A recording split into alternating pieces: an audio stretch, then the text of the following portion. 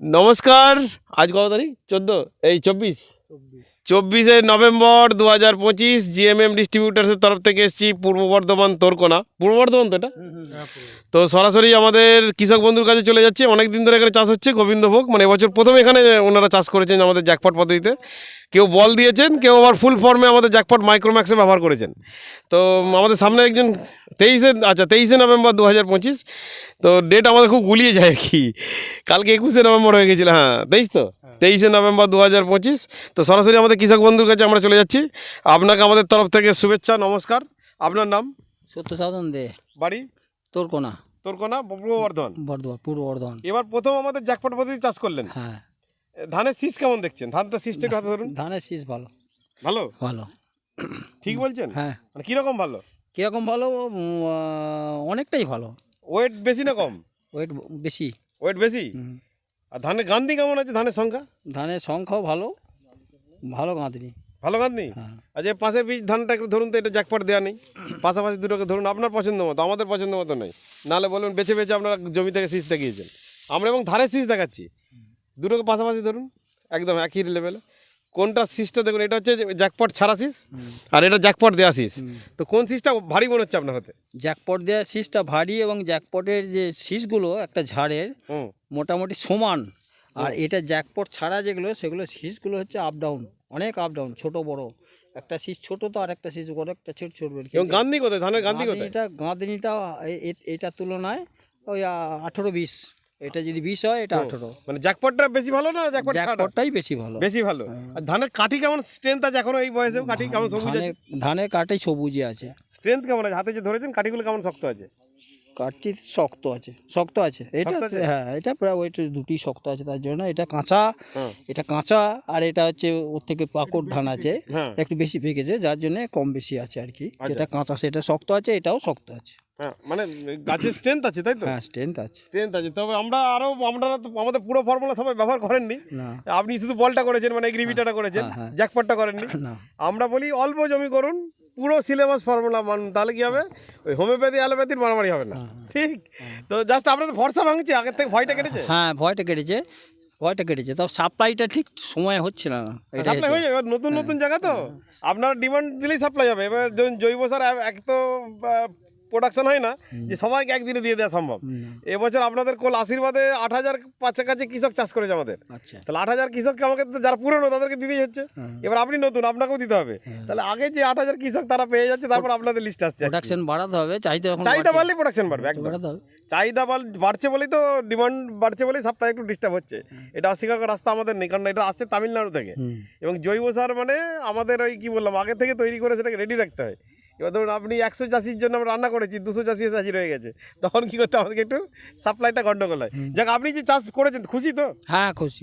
ধন্যবাদ আপনাকে। পরে আবার বড়োর আগে যে মিটিং হবে, সাথে আমাদের সুভাষ নন্দী মহাশয় আছেন, ওনারই তত্ত্বাবধানে এখানে চাষ হচ্ছে। আসলে আবার এখানে আমাদের ফিরোজবাবু, ওনার একটু মাঝে মাঝে গ্যাপ হয়ে গেছে, ওনার দূর থেকে হচ্ছে বলে।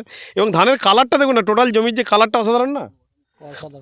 অসাধারণ। কারণ ধানের যে শীষগুলো যে পড়ে আছে উপরে নেতিয়ে, মানে অসাধারণ লাগছে। মানে ধানের এই বাঁক যেটা আমরা বলি, এই যে ধানের যে বাঁক, এই বাঁকটাই বলে দেবে ঝুঁকোটা। কাস্তে বাঁক মানে ফলন ভালো হবে, কারণ ডগ ভালোই আছে। দেখুন না বাঁকটা, ওই জমির একটা ধান এরকম বাঁকছে।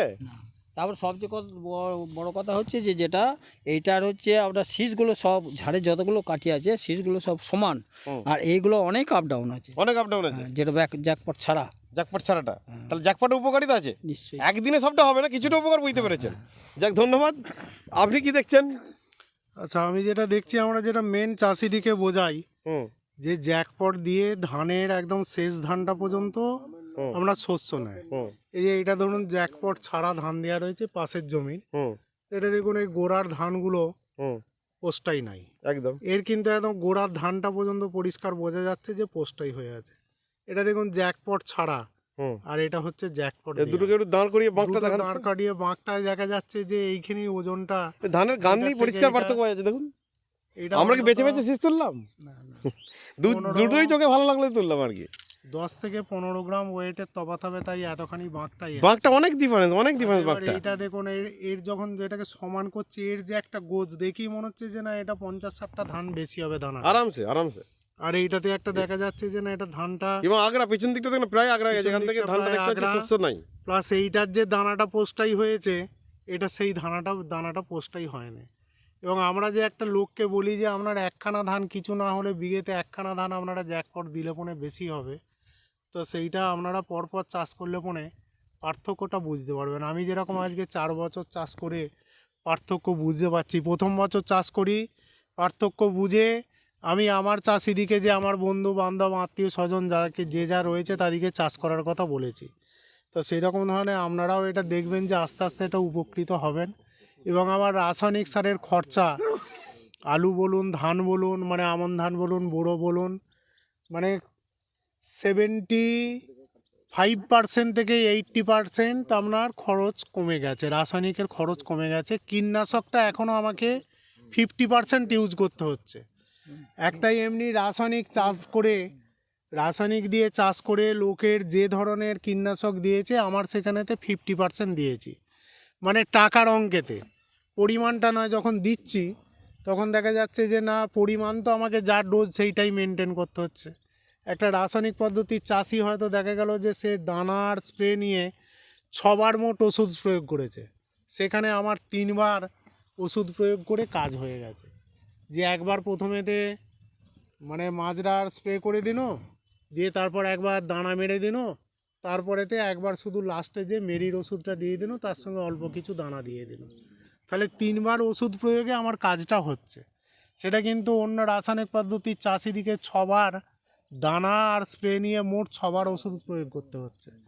তো সেই জন্যই এইটা আমি হয়তো বলছি, আপনাদের কারো বিশ্বাস হবে কারো হবে না, সেই জন্য একটাই বক্তব্য দিচ্ছি যে মানে বলছি আপনাদেরকে অনুরোধ করব যে আপনারা 5 কাঠা 10 কাঠা করে নিজে প্র্যাকটিক্যালভাবে চাষ করে তারপর আগান। যে না ঠকে আপনারা শিখুন যে না কি হচ্ছে না হচ্ছে, চাষ নিজেরা হাতে কলমে চাষ করলেই তার রেজাল্টটা বুঝতে পারবেন। তাহলেই দেখবেন যে না কি হলো না হলো। এবার আমরা কোনো দিনই বলবো না যে না একবারে আপনি রাসায়নিক বা কীটনাশক একবারে বন্ধ করে দিন, কেন একবারে আমার মাটির চরিত্র তো হয়ে আছে এটা, মানে রাসায়নিক খাওয়া বা কীটনাশক দেওয়া, সেটাকে আস্তে আস্তে দেখবেন আমি যেরকম আজকে 20% নামিয়ে নিয়ে চলে এসেছি, সেটা আপনারাও করলে পরে আস্তে আস্তে 20% কমে যাবে।